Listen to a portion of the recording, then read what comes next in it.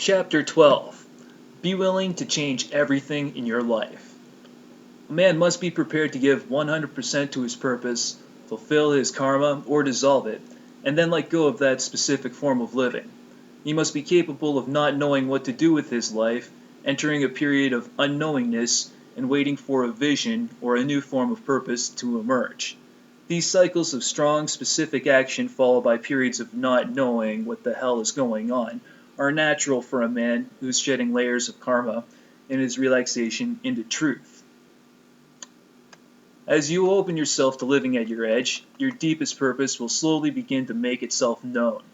In the meantime, you will experience layer after layer of purposes, each one getting closer and closer to the fullness of your deepest purpose. It is as if your deepest purpose is at the center of your being, and it is surrounded by layers of concentric circles, each circle being a lesser purpose. Your life consists of penetrating each circle from the outside toward the center. The outer purposes are often the purposes you have inherited or learned from your parents and your childhood experiences. Perhaps your father was a fireman, so you wanted to be a fireman, or in reaction to him you decided to be an arsonist. In any case, the outer circles, the purpose you often apply yourself to early in life, are most likely only distant approximations of your deepest purpose. If your deepest purpose is to meditate and realize God, you might find that before you can totally dedicate yourself to this practice, you must work your way through the concentric circles of playing with sexual partners, using drugs, getting married, raising children, developing a career, and finally, having dissolved your fascination and need to do all of that, getting down to the business of full-time meditation. As you dissolve each layer and move toward the center, you will more and more be living from your deepest purposes, and then your deepest heart purpose, whatever that is, in every moment. However, you probably are not living your deepest purpose yet. You probably need to burn off the karma or fulfill the need of the present purpose by which you are fascinated and distracted. It's easy to feel disappointed by life. Success is never as fulfilling as you think it is going to be. But there is a reason for this. Successfully completing a lesser purpose doesn't feel very good for very long, because it is simply preparation for advancing toward a greater embodiment of your deeper purpose. Each purpose, each mission, is meant to be fully lived to the point where it becomes empty, boring, and useless. Then it should be discarded. This is a sign of growth, but you may mistake it for a sign of failure. For instance, you may take on a business project, work at it for several years, and then suddenly find yourself totally disinterested.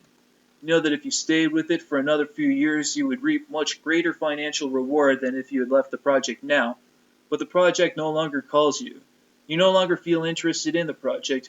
You've developed skills over the last few years working on the project, but it hasn't yet come to fruition. You may wonder, now that you have the skills, should you stick with it and bring the project to fruition, even though the work feels empty to you? Well, maybe you should stick with it. Maybe you are bailing out too soon, afraid of success or failure, or just too lazy to persevere. This is one possibility. Ask your close friends, if they feel you are simply losing steam, wimping out, or afraid to bring your project to completion. If they feel you are bailing out too soon, stick with it. However, there is also the possibility that you have completed your karma in this area. It is possible that this was one layer of purpose, which you have now fulfilled, on the way to another layer of purpose, closer to your deepest purpose.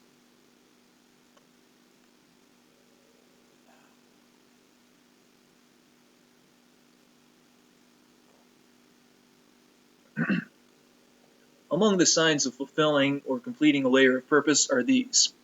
1. You suddenly have no interest whatsoever in a project or mission that just previously motivated you highly. 2. You feel surprisingly free of any regrets whatsoever for starting the project or for ending it. 3. Even though you may not have the slightest idea of what you are going to do next, you feel clear, unconfused, and especially unburdened. 4. You feel an increase in energy at the prospect of ceasing your involvement with the project. 5. The project seems almost silly, like collecting shoelaces or wallpapering your house with gas station receipts. Sure, you could do it, but why would you want it?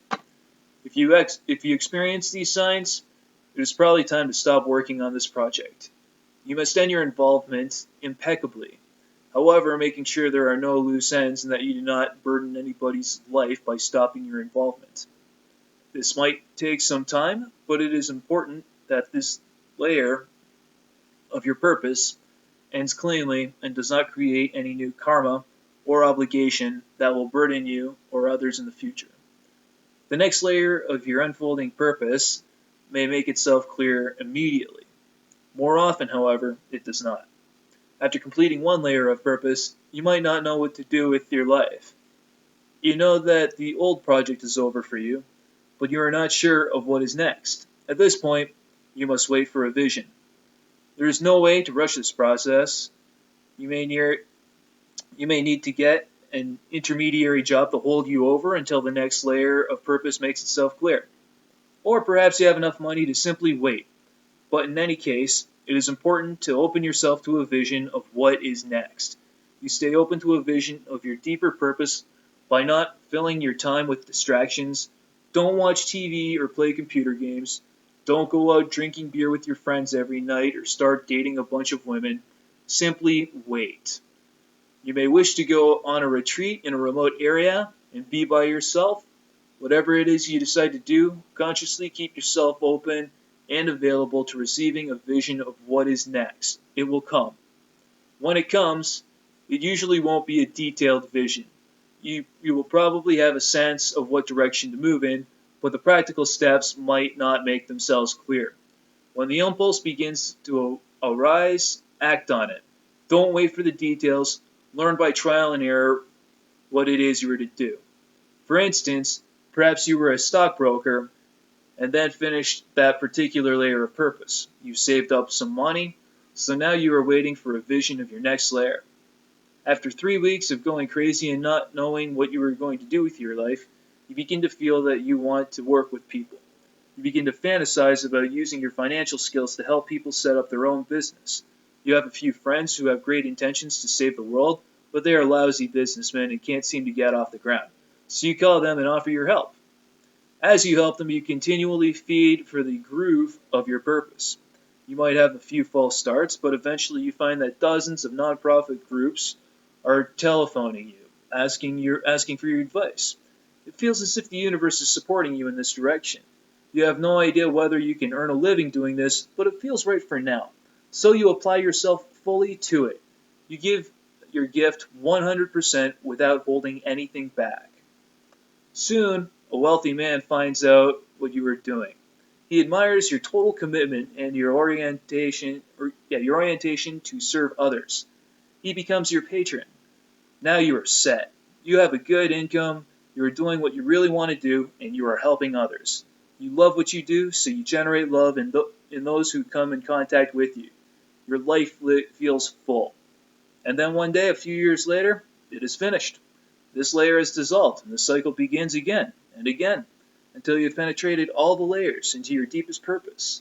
Then you act fully until that purpose, too, is dissolved in the bliss of the love that you are.